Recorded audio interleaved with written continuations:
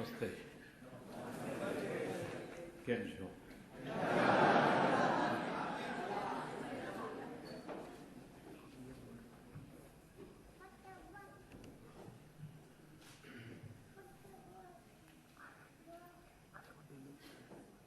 Kobe में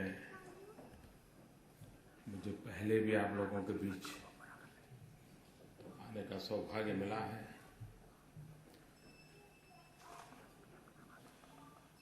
तब तो पता तक नहीं था कि ऐसा कोई इंसान प्रधानमंत्री बन जाएगा. उस समय भी आप लोगों ने मुझे इतना प्यार दिया था कि जो मैं कभी भूल नहीं सकता हूं. कोबे में आए और आपको मिले बिना चले जाएं,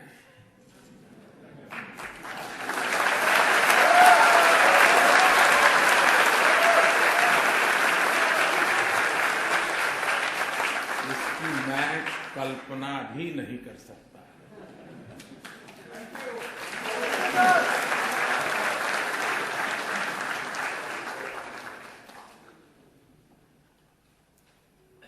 मैं कल प्रधानमंत्री अभय से बात कर रहा था. कोबे के मेरे संबंधों के संबंध में मैंने उनसे कहा कि 2001 में जब गुजरात में भयंकर भूकंप आया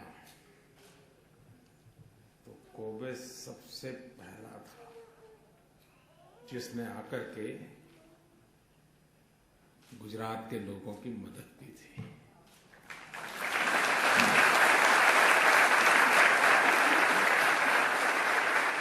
और उसके पहले ही यहां भूकंप हुआ था.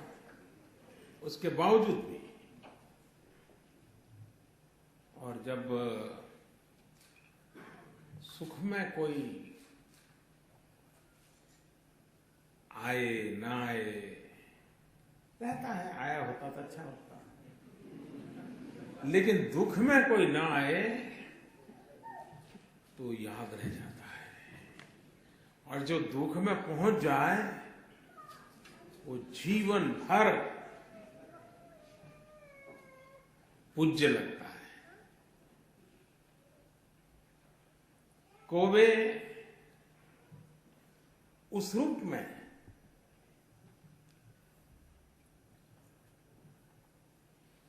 दुख की स्थिति में हाथ बटाने वालों में से सबसे पहले था. तो उसका स्मरण रहना, उसके प्रति आदर भाव रहना बहुत स्वाभाविक है. आप सब इस बात से गर्व करते होंगे. हिंदुस्तान की हर खबर आपका माथा ऊंचा करती होगी. करती है नहीं करती?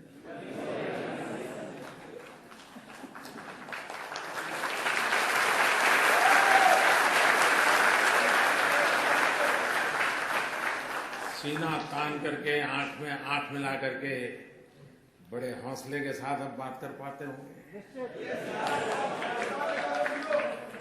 और उसका कारण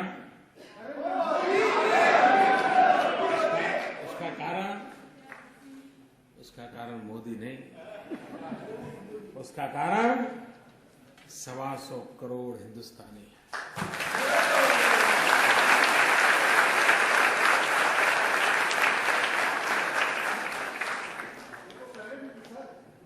जिस लगन से देश को आगे बढ़ाने के लिए और विशेष करके भारत की युवा पीढ़ी ने जो मन में ठान ली है और जिस प्रकार से पुरुषार्थ कर रहे हैं, किसी को भी गर्व हो. 2 साल भयंकर अकाल के रहे. बारिश बहुत कम हुई थी और भारत की अर्थव्यवस्था ऐसी है कि अकाल में सब कुछ चरमरा जाता है. लेकिन उसके बावजूद भी 2 साल के भयंकर अकाल के बावजूद भी, स्कैर्सिटी के बावजूद भी सारा विश्व एक आवाज से कह रहा है कि बड़ी इकोनॉमी में सबसे तेज गति से आगे बढ़ने वाली अगर कोई इकोनॉमी है तो उसका नाम हिंदुस्तान है।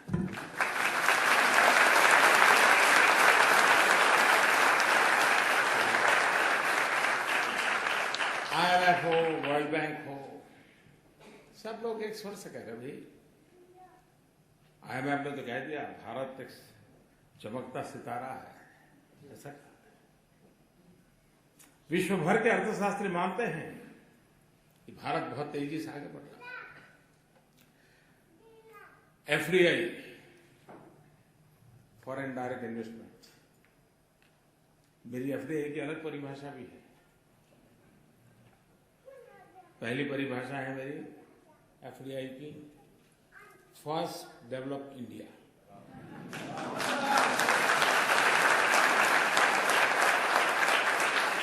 और दूसरी है फॉरेन डायरेक्ट इन्वेस्टमेंट।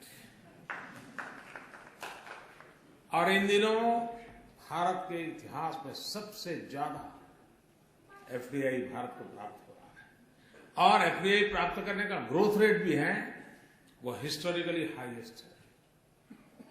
तो ये चीजें इस बात को उजागर कर रही है कि देश आर्थिक विकास में बहुत तेज गति से आगे बढ़ रहा है। हमारे देश में गरीबी की चर्चा हमेशा हुई है, ऐसा नहीं कोई मैंने आकर के शुरू की, पहले भी।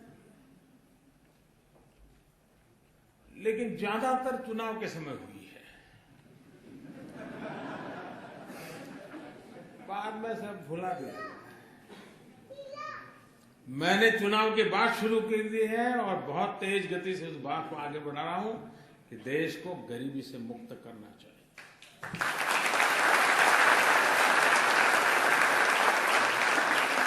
कर सकते हैं।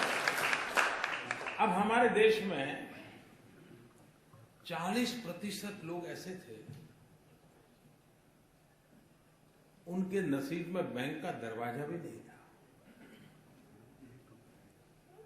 वो सोच ही नहीं सकता कि इतने बड़े बिल्डिंग में जहां इतने शीशे लगे हो, मैं अंदर जा सकता हूं कि नहीं जा सकता।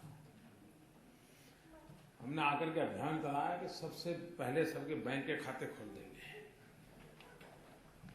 अब पैसे तो थे नहीं,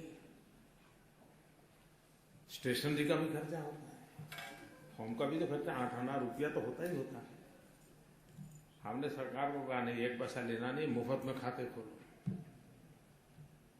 तो कुछ दिन तो आप जानते हो मेरा क्या हुआ होगा, लेकिन खैर फिर सरकार में सब लोग मान गए। और हमने गरीबों से कहा कि आपके पास 1 नया पैसा नहीं होगा तो भी आपका बैंक का खाता खुलेगा। और देश में करीब करीब सभी गरीब परिवारों के बैंक के खाते खुल गए। अब हमने तो गरीबों को कहा था 1 रुपया नहीं होगा तो भी खुलेगा, लेकिन हमारे देश की विशेषता है,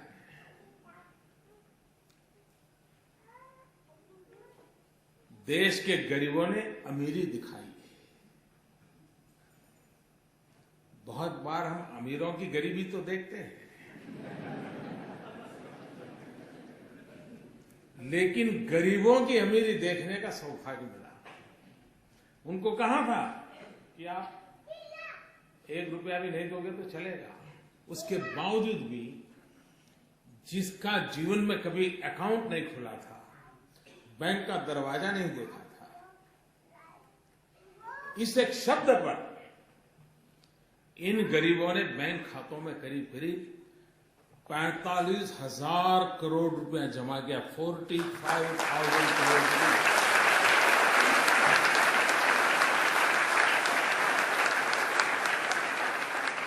ये है गरीबों की अमीरी। और यही है हमारे देश की सबसे बड़ी ताकत। जो देश हम जैसा चाहते हैं वैसा बनाने का सामर्थ्य रखती है। 2011 में जापान में बड़ी प्राकृतिक आपदा आई। आपके यहां भूकंप आया, सुनामी आई। उसी समय आपके यहां फुकुशिमा की दुर्घटना हुई। 2011 के वो दिन याद करें। बिजली में कटौती, पानी भी 4 बोतल की जरूरत है तो 1 बोतल से चलाना, दही लाना है तो नहीं भाई मत लाओ, कम लाओ। और सिर्फ वहां नहीं जहां पर आपत्ति आई थी, पूरे जापान में सरकार ने इच्छा व्यक्त की सरकारी दफ्तरों के लिए, लेकिन इस देश की जनता ने इसे अपनी जिम्मेवारी मानी और हर कोई कोट पैंट टाई बंद करो तो बंद किया, एसी बंद करो बंद किया, पानी जरूरत से ज्यादा मत लो नहीं लिया, कम चीजों से घर खाने में चला तो 3 सब्जी बनाते हो 1 सब्जी चलता है। ये आप लोगों ने किया, जापान के लोगों ने किया। जब मैं पढ़ रहा था ये सारी चीजें और जब मैं बाद में यहां आया था तब जब सुनता रहा था लोगों से तो मुझे भी कभी होता था कि कैसे महान लोग हैं, देश के लिए क्या कुछ कष्ट झेलते हैं। लेकिन कभी कभी मौका मन में आता था कि क्या हमारे देश में भी ऐसा हो सकता है, क्या ये संभव है क्या? लेकिन आज मैं बड़े विश्वास से कह सकता हूं कि हिंदुस्तान का सामान्य मानवी भी अगर उसे अवसर मिले, मौका मिले, जिम्मेवारी की बात आ जाए, जैसा आपने करके दिखाया, वह भी पीछे रहने वालों में से नहीं है। ये मैं अनुभव से कहता हूं।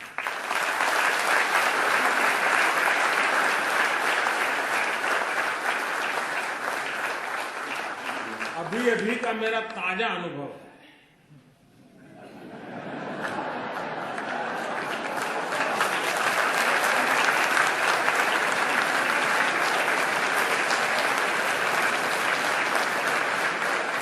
कौन से वाला?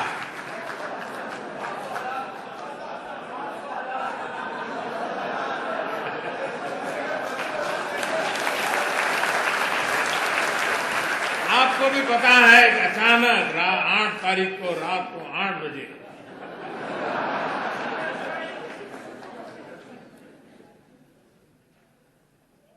$500 और 1000 की नोट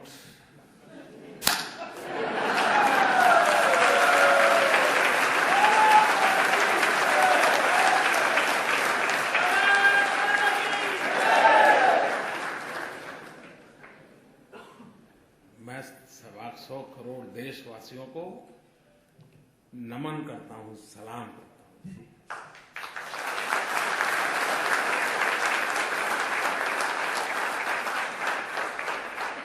घर में शादी है वैसे नहीं है, मां बीमार है, 1000 की नोटों का थप्पा है, लेकिन मुश्किल है। इन सब के बावजूद भी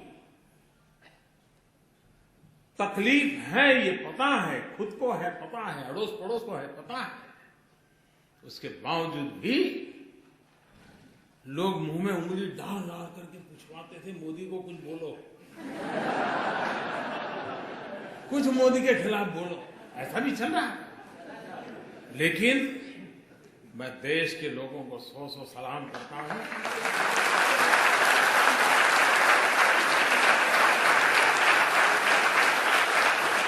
कोई 4 घंटे लाइन में खड़ा रहा, कोई 6 घंटे खड़ा रहा,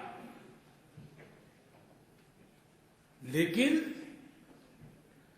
तकलीफ झेली, लेकिन देश के हित में इस निर्णय को वैसे ही स्वीकार और स्वागत किया है जैसे 2011 में जापान के हर नागरिक ने करके दिखाया।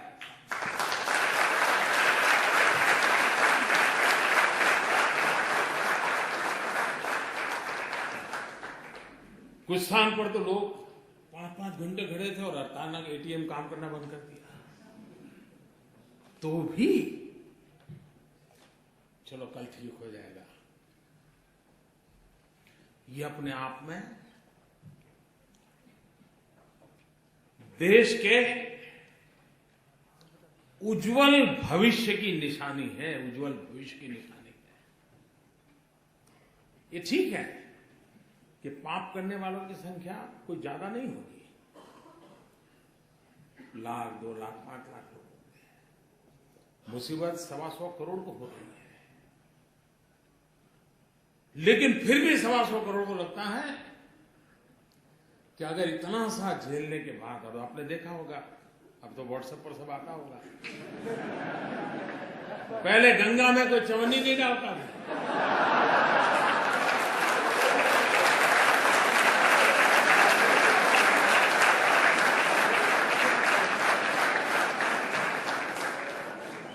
नौटे बह रही है गंगा।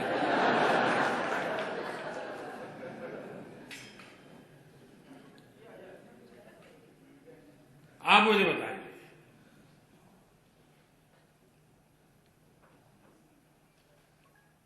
चोरी का माल निकलना चाहिए नहीं निकलना चाहिए?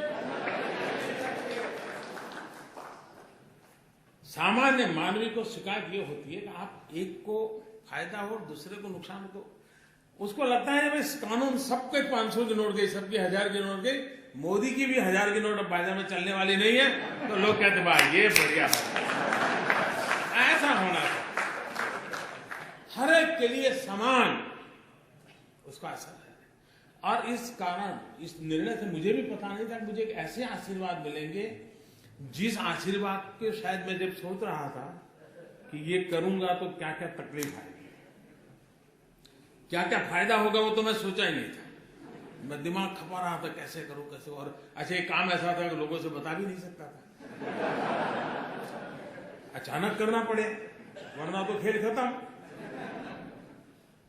जो लोग इतना जमा कर सकते हैं वो अपनी जगह भी कर सकते हैं, तो इसलिए इसको सीक्रेट रखना भी जरूरी था। तो मैं सोच रहा था ये तकलीफ होगी, ये तकलीफ होगी, ये मुश्किल होगा, तो हमारी छोटी सी टीम थी, बैठ करके रास्ते खोद रहे थे, लेकिन मैंने ये नहीं सोचा था उसमें से मुझे कोई आशीर्वाद भी मिलेंगे। जब लोगों को पता चला कि किसी गृहिणी के, कि हर महिला सब्जी लेने जाती थोड़ा बचा लेती है, साड़ी के पल्लू में बांध के रखती है,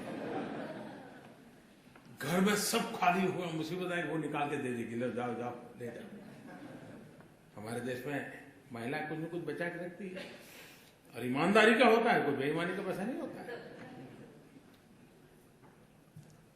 जब हमने कह दिया कि अगर किसी गृहिणी का 2.5 लाख रुपया अगर वो बैंक में जमा कर देगी तो सरकार उसको नहीं पूछेगी कि ये 2.5 लाख रुपए कहां से आए थे।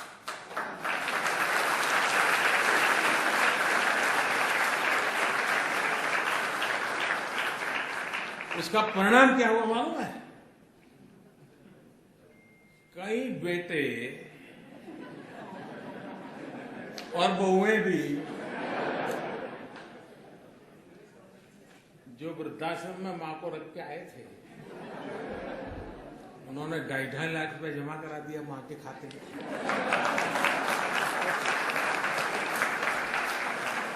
अब मुझे बताइए वो मां मुझे आशीर्वाद देगी कि नहीं देगी?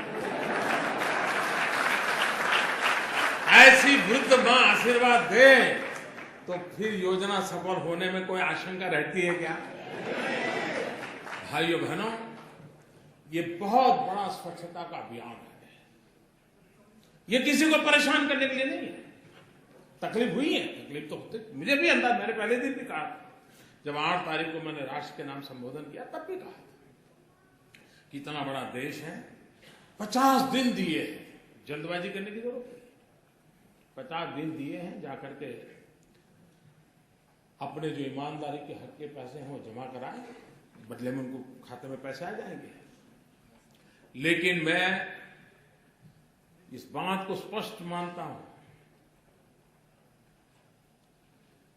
बिना हिसाब का अगर कुछ आया हाथ तो उसका देश आजाद हुआ तब से आज तक का हिसाब चेक करने वाला हूं।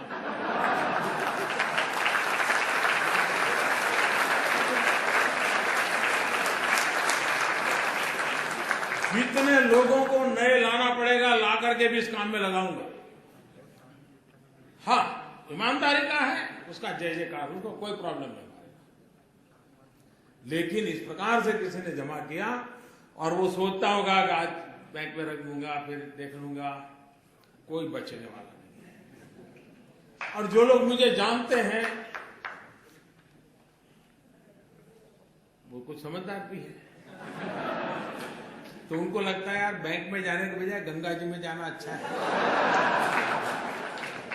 पैसे मिले या न मिले, पुण्य तो मिल जाएगा। और इसलिए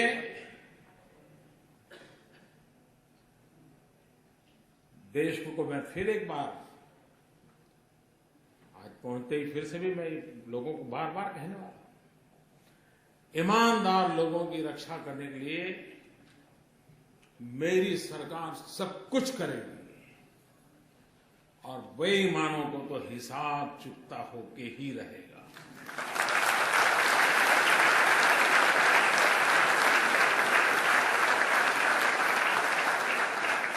अच्छा, ऐसा नहीं कि हमने रातों रात किया है।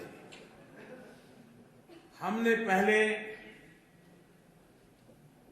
एक स्कीम निकाली कि भाई आप इतना दंड देकर के जितना दे सकते हो दे दीजिए। तो करीब 67,000 करोड़ रुपए आए।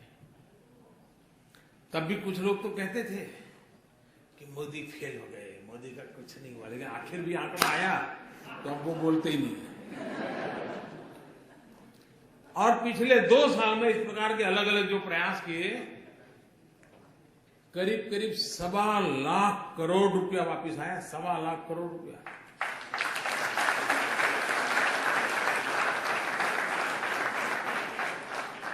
तो मौका दिया था, ऐसा नहीं कि नहीं दिया था। लेकिन फिर भी अगर आपको लगता है कि वैसे ही है पहले जैसे थे, तो फिर गलती मेरी नहीं है।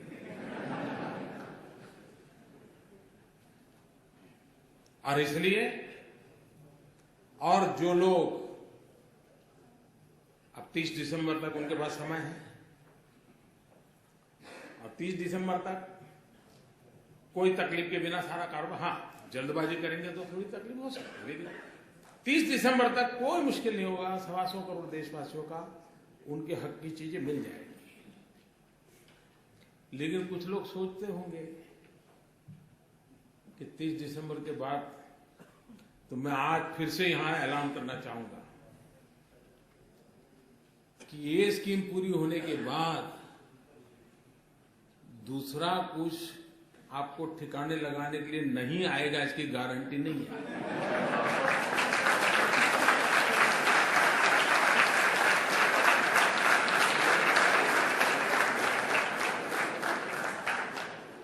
अब दुनिया इतनी बदल चुकी है, हमने मुख्य धारा में, आप ठीक है पहले कर लिया भाई, मैंने मौका दिया, बेटों का नसीब की चिंता करो। लेकिन मेरे प्यारे देशवासियों, आप लोग यहां कड़ी मेहनत करके भारत का नाम रोशन करने में लगे हैं। आपके पुरुषार्थ से देश का गौरव भी बढ़ता है। दुनिया में जहां भी जाते हैं, भारतीय समुदाय के व्यवहार की बहुत ही सकारात्मक चर्चा विश्व में जहां जहां भारतीय समुदाय रहता है उनसे मिलती है सुनने के लिए, और उसके कारण भारत की साख भी बढ़ती है, भारत की प्रतिष्ठा भी बढ़ती है। तो ये आप लोगों का बहुत बड़ा योगदान है। मैं फिर एक बार आप सबको मिलने का मुझे अवसर मिला, मैं आपका बहुत बहुत धन्यवाद करता हूं, और मैं आपको विश्वास दिलाता हूं कि अब हिंदुस्तान निरंतर आगे बढ़ने वाला है, विकास की नई नई ऊंचाइयों को पार करने वाला है। जो सपने आप दुनिया में जाकर के दुनिया देखते हो और जो अच्छी चीजें आप हिंदुस्तान में चाहते हो, वो सभी अच्छी चीजें हिंदुस्तान में होना संभव हो चुका है, होके रहेगा। बहुत बहुत धन्यवाद।